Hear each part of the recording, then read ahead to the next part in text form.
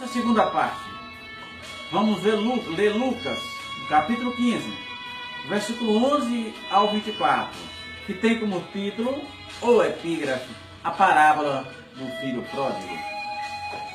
E disse certo homem, tinha 2 filhos. Mas moço dele disse ao seu pai: Pai, dá-me parte da fazenda que me pertence. E ele repartiu por eles a fazenda. E, poucos dias depois, o filho mais novo, ajuntando tudo, partiu para uma terra longínqua. E ali desperdiçou a sua fazenda, vivendo dissolutamente. E havendo ele gastado tudo, houve naquela terra uma grande fome.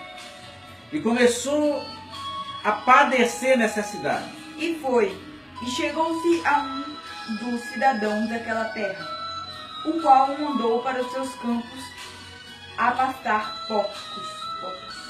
E desejava encher o seu estômago com as bolotas que os porcos comiam, e ninguém lhe dava nada. E, tornando em si, disse: Quantos jornaleiros de meu pai têm abundância de pão, e eu aqui pareço de fome.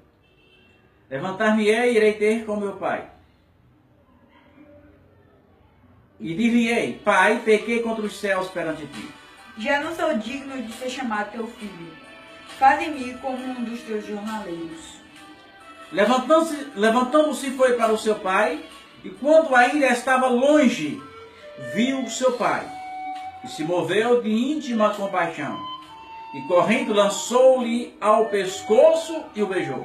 E o filho lhe disse: Pai, pequei contra o céu perante ti, e já não sou digno de ser chamado teu filho. Mas o pai disse aos seus servos: Trazei depressa a melhor roupa, e vesti-lhe, pondo-lhe um anel na mão e sandália nos pés. E trazei o bezerro cevado, e matai-o, e comamos, e alegramos. Porque este meu filho estava morto e reviveu, tinha se perdido e foi achado, e começaram a alegrar-se. Eu não quero falar do que aquela parte que o outro irmão reclama. Não. Irmãos, a vontade, esse versículo fala da vontade permissiva de Deus. E como às vezes, como Deus fica triste ao ver os seus filhos evocar a vontade permissiva em vez do centro da vontade dele.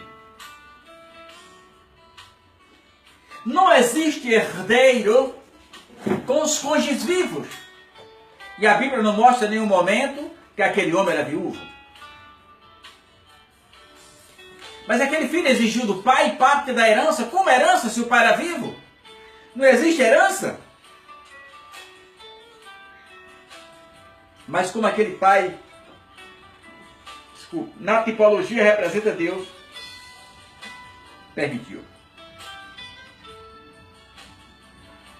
Enquanto ele tinha amigos, enquanto tinha dinheiro, tinha amigos. Mas o dinheiro acaba, vem uma grande fome, os amigos desapareceram, a oportunidade da odontologia, e a Bíblia diz que ele começou a padecer necessidade. E a Bíblia não diz quanto tempo ele passou naquele estado de miséria absoluta. Aquele homem, filho de fazendeiro, com todas as suas regalias. Agora desceu ao nível mais baixo, foi para uma possível a cuidar de porcos. Mas certamente o salário era muito pequeno, porque ele desejava comer a comida dos porcos, mas o povo não dava. Imagine a situação. Ele desejava comer as bolotas dos porcos e ninguém lhe dava nada. Mas ele caiu em si. É como ele estivesse dormindo. Ele desperta da besteira que ele fez. E diz: quantos trabalhadores de meu pai têm abundância de pão? ou jornaleiro, como queira dizer, jornaleiro vem de jornada. E eu aqui perdi de fome. E ele ensaiou, irmão, do fundo do seu coração. Ele viu a besteira que fizera. Ele viu o prejuízo que dera para o seu pai. E ele desperta, reconhece o seu erro e ensaia. Disse: levantar-me-ei. Irei ter com meu pai. Chegando lá, eu não quero que ele me aceite como filho, pois eu já fiz besteira demais. Eu só quero que ele aceite como um dos seus trabalhadores. E eu vou declarar a ele o que a besteira que eu fiz. Ele disse: levantar-me-ei e estarei com meu pai. E lá dir-lhe-ei: pai, pequei contra os céus e perante ti. Já não sou digno de que me chame teu filho, mas me faze como do seu trabalhador. Me dá apenas um emprego, é o que eu quero na sua fazenda. Mas aquele pai, desde o dia que aquele filho pegou a sua roupa, botou nas costas e ganhara o mundo, com certeza aquele pai estava na porta da fazenda dizendo: meu filho, uma hora retornará. E assim a Bíblia diz que aquele jovem saiu, pediu demissão daquele trabalho e veio em direção ao seu pai. Deus o sabe, como o coração daquele jovem era sincero. Deus o sabe como ele se aproximou da casa do seu pai. Ele não veio buscando o direito de filho. Ele veio buscando apenas trabalho. Mas o que nos chama a atenção é que a Bíblia diz que quando aquele jovem se aproximou da casa, não é nem se aproximou, quando ele via a uma distância, ele dizia: o seu pai o viu de longe. Isso é, o pai estava esperando desde o dia que aquele filho saiu. A Bíblia diz que o pai correu em direção ao seu filho, abaixou, abraçou e o beijou, e o filho confessou dizendo: pai, pequei contra os céus e perante ti, pai. Eu não sou digno que o Senhor me chame de ser chamado teu filho, mas eu só quero um emprego. Só quero um emprego, pai, nessa fazenda. Ele não esperava a reação daquele pai. Aquele pai automaticamente diz: trazei a melhor roupa. Não disse: trago a roupa. Aquele jovem vinha maltrapilho. Roupas sórdidas. E o pai diz: trazei a melhor roupa.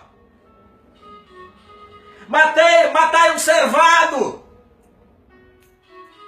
Comamos e alegramos, porque esse meu filho estava morto e agora reviveu.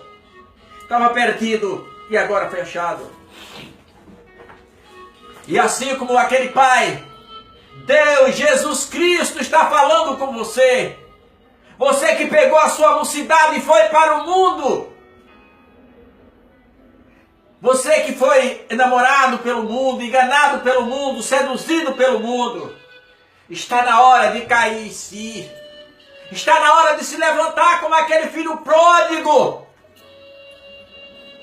E confessar diante de Jesus, dizendo: pai, pequei contra os céus e perante ti. Pai, mas escreve o meu nome novamente no livro da vida. Tenha certeza que Jesus está pronto para te ouvir. Eu me lembro de outra história. Não foi essa que eu vou contar, não é da Bíblia. Eu vi essa história contada pelo pastor Valmir.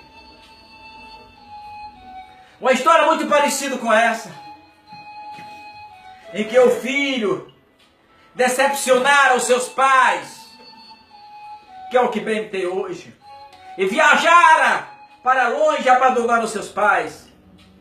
Mas um certo tempo ele começou a perceber a besteira que ele fizera com os seus pais, mas ele não tinha certeza se os seus pais o recebiam de volta. E diz a história que havia uma linha férrea perto da casa dele. E ele escreveu uma carta para o pai. E disse: pai, eu sei a besteira que eu fiz. Eu sei que eu te decepcionei. Mas eu quero pedir perdão. Mas eu não posso chegar em casa, meu pai, sem essa notícia. Eu só quero ir se eu tiver certeza absoluta que o Senhor vai me perdoar. E ele fez para o pai a seguinte proposta.